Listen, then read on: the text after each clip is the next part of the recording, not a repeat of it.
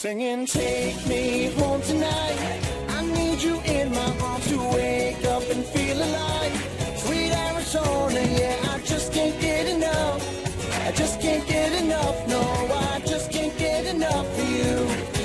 Sweet Arizona. Hey guys, welcome back to my channel. My name is Ashley, and this is my service dog Jackson, who is like 70 pounds. And holding him on my lap is not the easiest task because he's a little bit big. Okay, I'm gonna put him down now.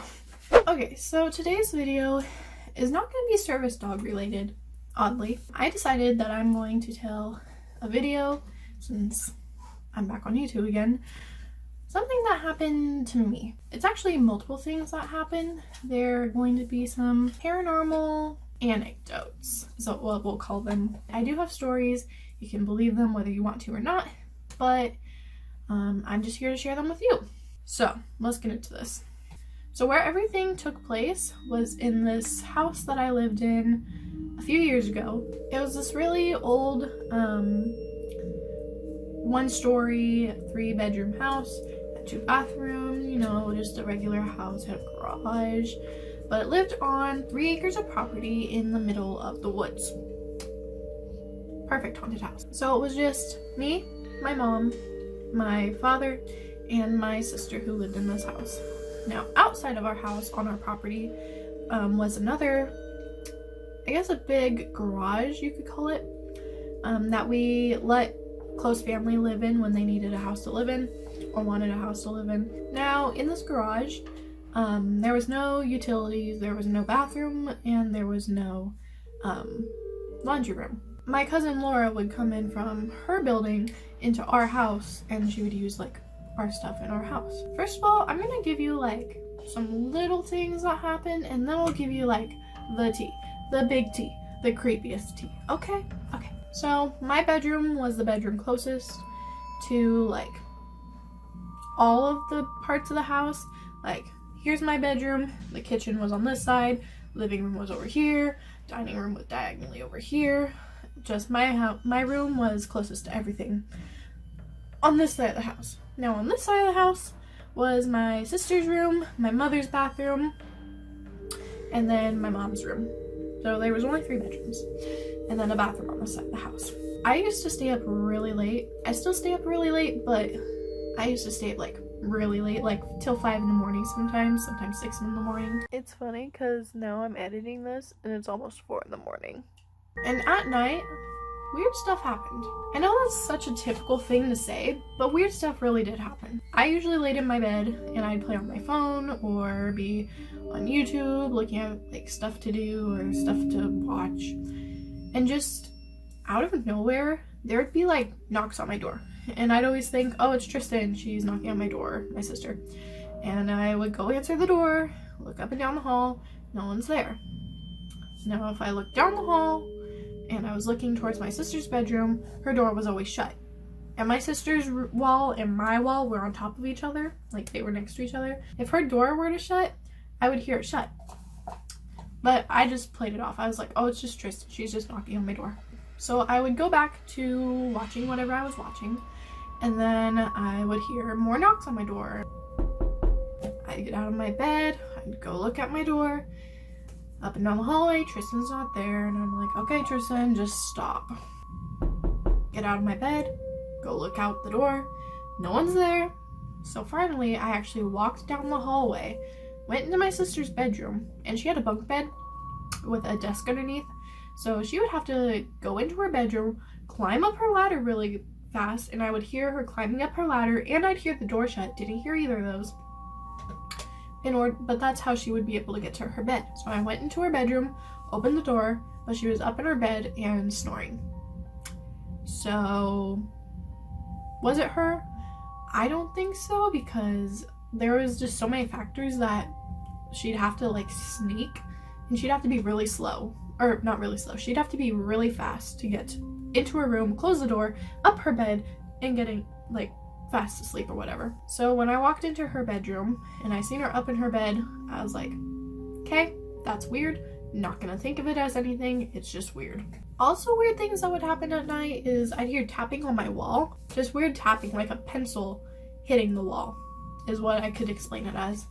And that was just weird. I didn't play or think it as anything. No, nobody thinks ghostly experiences are, oh, it's a ghost. No, you just think it's something normal. So was it a ghost? I don't know. My light just turned off. That's great. So in this house, there was a kitchen here. It doesn't matter. But there was a kitchen here, and then there was a dining room, and then there was a wall here with a door that did not have a handle because somehow it broke off. I don't remember how. But it didn't have a handle, so the door would just open and close. Like, you just have to push it and it opened, and then you'd have to push it back on the other side a little bit hard and it would close. So kitchen, dining room, laundry room door. So when I lived in this house, I usually had dish duty, and I'd always do it late at night because I like to do other things during the day. So when I was doing dishes quite a few nights, behind me the door would open, and I always thought that was normal because it was a really lightweight door, and to open it, it would be super easy for a breeze to just open it.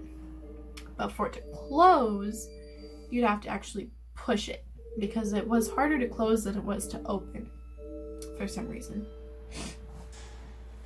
So when I would do dishes, it would open and then it would close just randomly, all the way open too, and then all the way closed. Why? I don't know.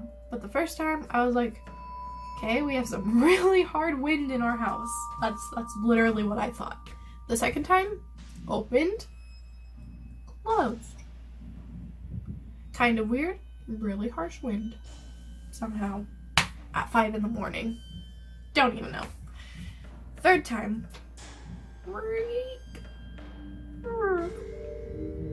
I stopped doing dishes and I went to bed. Okay, so I'm editing the footage and something really weird happened. I don't know if it was my camera on my phone. I don't think it can be because I don't know. But the light flickered and then my whole camera like moved. It shifted. And for that to happen, that means my tripod would have to move, and there was no way it could have moved. It's literally flat on my dresser. Like, I'll show you.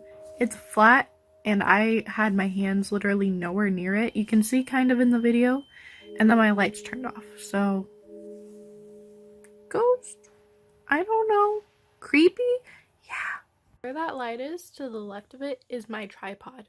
I was sitting on a bench that my laptop's now sitting on, or a stool.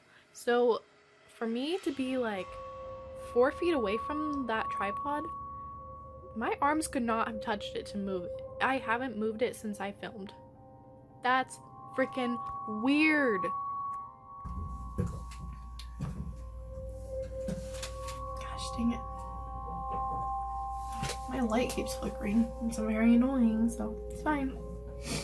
Okay, so I just watched the video over again, and it looks like maybe my legs moved it because I was shifting in my stool, or on the stool. But that's not possible because my dresser, as you can see behind me, I have two of the same dressers, and the dresser behind me, you can see that if you bump that, it wouldn't do what the camera did, okay? And my legs weren't even close to the dresser. Like, I don't have long legs. I wouldn't be able to reach the dresser from where I was sitting. This is weird. I didn't even notice it when I was recording. What the heck? Why did I not notice it? I wasn't even looking at the camera. I don't know. That's weird. I guess I'll have you guys share your opinions. And it's not me editing either. My software is so basic that I can't put an edit like that onto my video. Like, I wish I could, but I use Camtasia, and there's no software that I could use to make that happen. Like, it's so freaking creepy. What the heck? I have a parakeet. I've always had a parakeet since I was in, like, probably the 3rd grade, 4th grade. At the time, I had a pretty sky blue parakeet named Angel, and he was my favorite parakeet in the world. He would let me kiss him and cuddle him and pet him, and he was just so sweet, okay?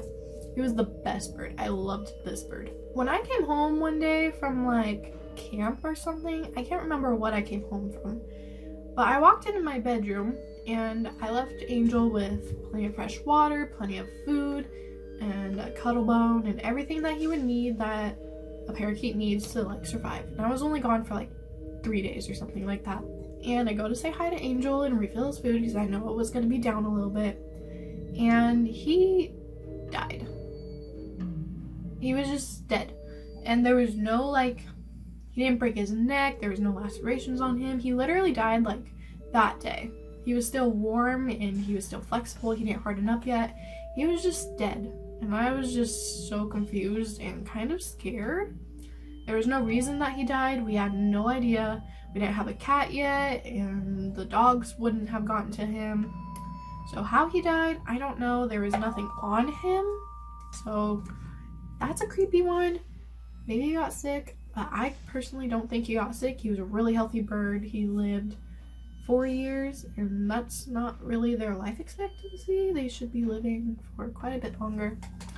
So that's how Angel died. And ghost experience, I don't know, but it was really sad and creepy. So this video is getting longer than I expected, so I might make a part 2 because I don't think I'll be able to fit everything into one video because it will be way too long.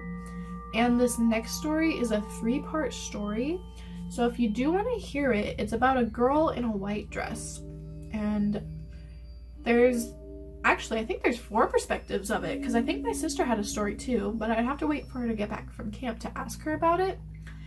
But my mom, my Aunt Laura, and my sister all, and me, each seen this girl in the white dress. So if you want to hear about her, then make sure to leave this video with a like and subscribe down below so I know that I have your guys' support. Also, comment down if you do want to hear this story, or if not, or tell me that everything I just said was BS. I don't care, but I will read it.